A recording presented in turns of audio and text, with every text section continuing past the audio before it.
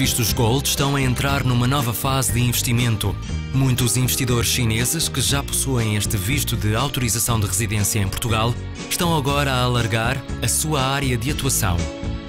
O ano passado assistimos a chineses a comprar imóveis para obter o visto Gold.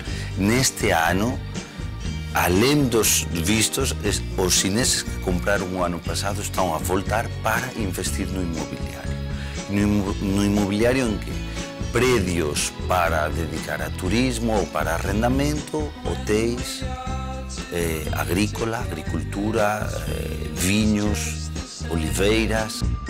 Os preços estão a começar a subir, especialmente nas zonas melhores, Lisboa, Sintra, Porto, Linha Oeste, Algarve.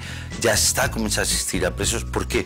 Porque esta procura também acordou a procura interna portuguesa, que estava um pouquinho mais à espera que acontecia e com mais dúvidas.